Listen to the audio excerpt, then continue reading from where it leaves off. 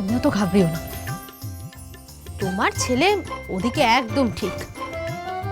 দেখো কি সুন্দর চেটে পুটে সব খেয়ে নিয়েছে, একটু খাবার নষ্ট করেনি। তার মানে কি দাঁড়ায় বলো তো বাবা? তার মানে হলো আমার উপর রেগে থাকলেও আমার রান্নার উপর কিন্তু কোনো রাগ নেই, কি তাই না? ডিসকাস্টিং।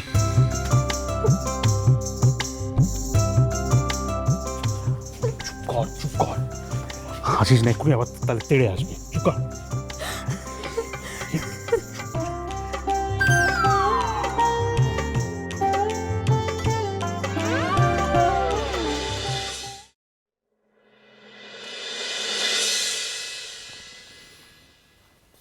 তুমি যখন কিছু বললে না, তখন তখন হয় আমাকে এই বাড়ি থেকে বেরিয়ে যেতে হবে, আর নয়তো নয়তো আমি মিমির বাড়িতে ফোন করছি, ফোন করে ওর মা বাবাকে বলছি ওরা যেন এসে এখান থেকে ওকে নিয়ে যায়। তুই আমাকে একটা কথা বলতো জুডো, মিমিকে তুই যখন বিয়ে করেছিলি তখন কি ওকে আমরা পছন্দ করেছিলাম, তা তুই নিজে পছন্দ করে বিয়ে করেছিলি কোনটা?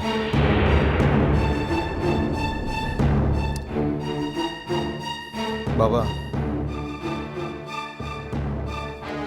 তখনকার পরিস্থিতি আলাদা ছিল। তখন আমার জীবনের উদ্দেশ্য অন্যরকম ছিল বাবা।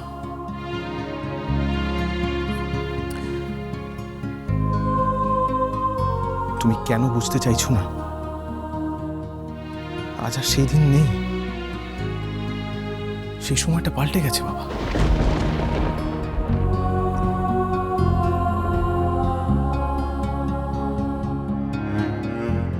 বাবা, আজ আমার জীবনটা একটা পাঁচ পড়া গাছের মতো। আমি সেই জীবনের সঙ্গে মিমিকে জড়াতে পারি না বাবা। আচ্ছা, তুমি বুঝতে পারছো না বাবা, আমার জীবনে কোনো স্বপ্ন নেই। আমি কি নিয়ে মিমির সঙ্গে কথা বলবো তুমি আমায় বলতে পারো? জুডো, একটা মানুষ একটা অন্যায় করেছে বলে তোর জীবনটা তো থেমে থাকতে পারে না বাবা। সেই একটা মানুষ আর কেউ নয়, সেই একটা মানুষ হচ্ছে আমার মা।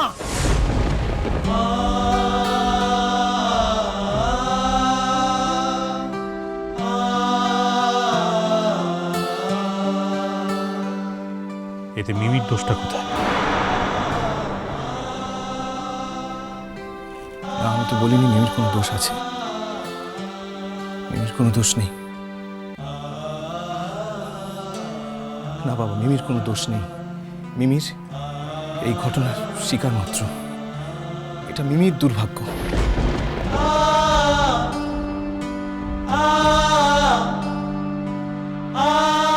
কিন্তু বাবা, আমি তোমায় বলছি, আজ মিমির যতটা আঘাত লাগছে, বিয়ের পর এর চেয়ে হাজার গুণ বেশি অনুতাপ হবে মিমির শুধুমাত্র আমাকে বিয়ে করার জন্য। কিসের অনুতাপ? হ্যাঁ, তুই বল আমাকে, মিমি কেন অনুতাপ করতে যাবে? করবে।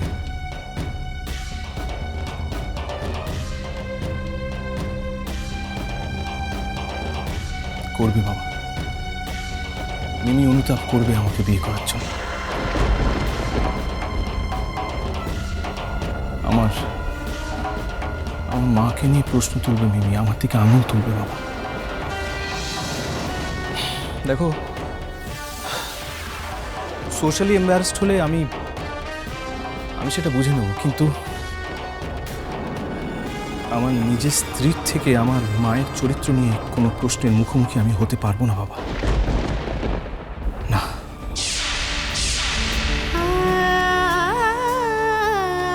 আচ্ছা বাবা, তুমি কেন বুঝতে চাইছো না বলো তো, যে যেদিন আমাদের বিয়েটা ঠিক হয়েছিল সেদিন আমরা সমান সমান ছিলাম, কিন্তু আজ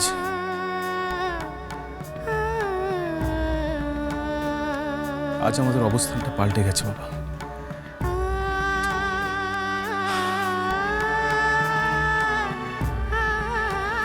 বাবা, আজ আমরা একই অবস্থানে নেই। আজ যদি মিমি আমাকে বিয়ে করে তাহলে ও আমাকে দয়া করবে, আর এই জীবনে কারোর দয়া নিয়ে আমি বাঁচতে পারবো না বাবা।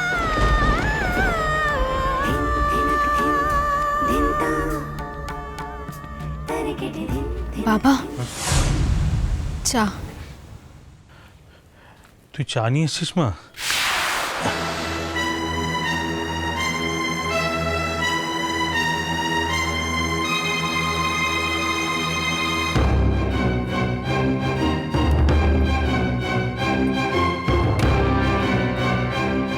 বাবা, ওর বাড়িতে তুমি ফোন করবে না আমি ফোন করবো?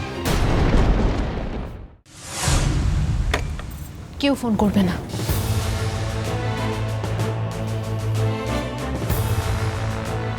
আমি কি করব কি করব না সে দায়িত্ব আমি কাউকে নিতে দেব না বাবা, কোনোদিন দিও নি।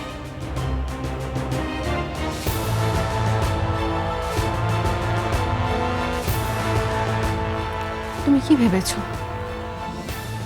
আমার বাড়িতে ফোন করলেই আমি বাধ্য মেয়ের মতো সুরসুর করে বাড়ি চলে যাব? তোমাকে তো আমি অনেকবার বলেছি আমি যাবার জন্য এখানে আসিনি।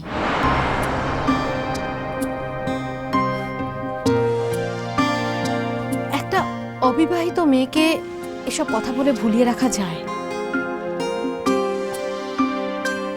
কিন্তু একটা বিবাহিত মেয়েকে এসব কথা বলে ফিরিয়ে দেওয়া যায় না জুডো। আমি ওই বিয়েটা মানি না। আর এই একটা কথা আমি তোমাকে একবার নয়, দুবার নয়, বারবার, হাজারবার বলেছি। বিয়েটা কারো মানা না মানার উপর নির্ভর করে না, কারণ বিয়েটা একা একা করা যায় না। শোনো মিমি, আমি তোমাকে ভদ্রভাবে ভালো কথায় বাড়ি পাঠানোর চেষ্টা করছি, তুমি কিন্তু আমার কথা শুনছো না। এরপর খারাপ হওয়া ছাড়া আমার আর কোনো পথ খোলা থাকবে না। কি করবে? আমাকে মারবে?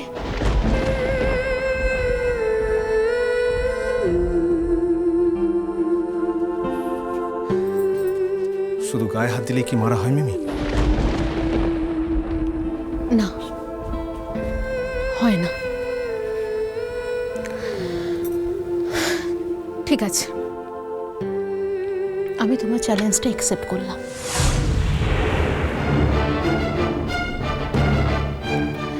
তুমি চেষ্টা চালিয়ে যাও,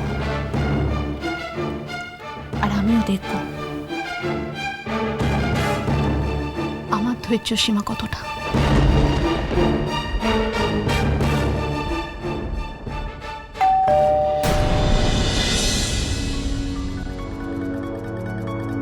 বাবা,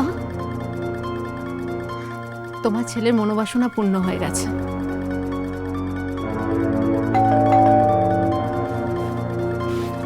এই বেল বসু মল্লিক বাড়ি ছাড়া আর কারো না। কি বলছিস কি তুই মা? তাহলে তো মারাত্মক অশান্তি হবে। না বাবা, কারণ জুডো আমাকে হাত ধরে টেনে এ বাড়িতে নিয়ে আসেনি। আমি নিজের পায়ে হেঁটে তোমাদের বাড়িতে এসেছি, তাই তুমি যে ভয়টা পাচ্ছ তার কোনোই সম্ভাবনা নেই। তোমার জুডোকে আমি কিচ্ছু হতে দেবো না, যা কিছুই আসুক না কেন আমি সব কিছু আমার ঘাড়ে নিয়ে নেব। তুমি ভয় পেও না। তুমি না, আমি দরজাটা খুলব। বললাম না, দায়টা আমার, তোমার নয়।